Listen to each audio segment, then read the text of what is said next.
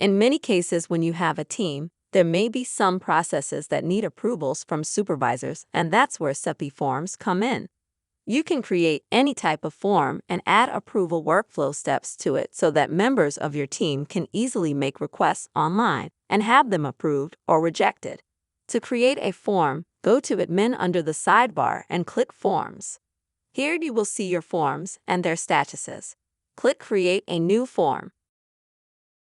For this example, we are going to create an expense request form, but you can create any kind of form you want. Give your form a name like Expense Request Form, add a description, and then add form fields. On the right, under the form preview, you will be able to see a live preview of the form you are creating. So let's add some form fields. The form fields are basically the information you want to capture when someone fills in this form. Field type is basically what kind of input this is, and you can choose from any of the available options like text, long text, phone number, drop-down, and more. Let's start with date. The field label is the title above the field that describes what the field is for. So for our example expense request form, we can use date required. And you can see in the form preview, we now have a date field. Then we select whether this field is mandatory and is required before the form is submitted. Let's add another field for purpose of funds. This one can be a long text field. We can add another field for the expense category. This can be a drop-down. For drop-down options, you can either define your own list of options or use available system options. For this case, since we already have expense categories in the system, we will select System Options under drop-down Options type, and then choose Expense Categories. As you can see in the form preview, it has added the drop-down, and when you click it, it shows the expense categories. Then we can add another field for the amount of money being requested. We can say the field type is money and label is amount. Then, let me just add another drop-down field that uses your own options as an example. So click Add another field. For field type, we choose drop-down. Field label, say, how critical is this expense? Then this time, for drop-down options type, we select User-Generated. Now we have to add the drop-down options. Click the drop-down options field, and a pop-up will appear for you to add options. For this case, let's say we want low, medium, and high. Then click Save. When you click the drop-down in your form preview, it will show our options, low, medium, and high. Once you are happy with the form, click Save Form. The form is now created, and you can see that the form is currently inactive and has no workflow. This means the form is not yet available for users to submit their requests. We now need to add an approval workflow to this form. An approval workflow specifies the steps a request must follow in order to be approved. So we click Edit Workflow. We are taken to the Visual Workflow Builder. The Visual Workflow Builder works by dragging and dropping blocks from the left panel onto the canvas. Blocks are categorized into approvers and conditional. Approver blocks specify who will approve the request at that stage, whether it's the direct supervisor of the requester or another designated approver.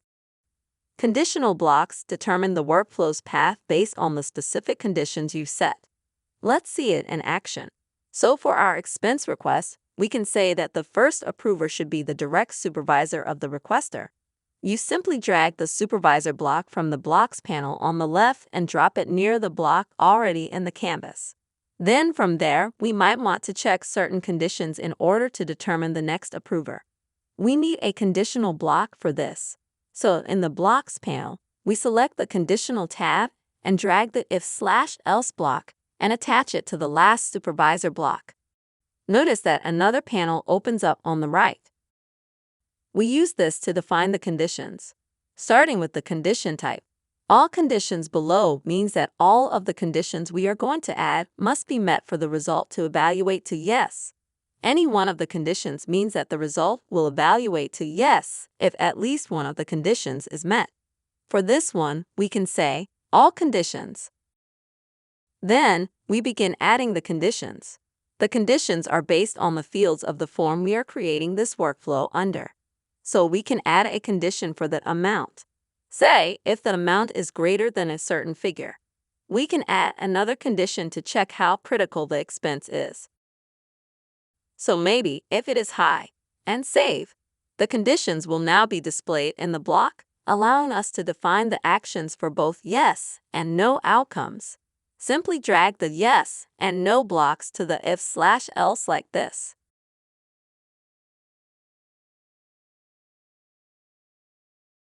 Then we can add different approvers based on the conditions.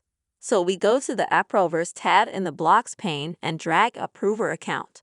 An approver account is a special account that assigns users to handle approval requests directed to that account. So in this case, for example, we can create a new approver account for Budget Checker by clicking New Approver Account. Give it a name and description and then add users to the account so they can access and manage the approval requests. Save the approver account and it will be added to the drop-down of approver accounts so you can save. We can add a different approver in case the conditions result is NO.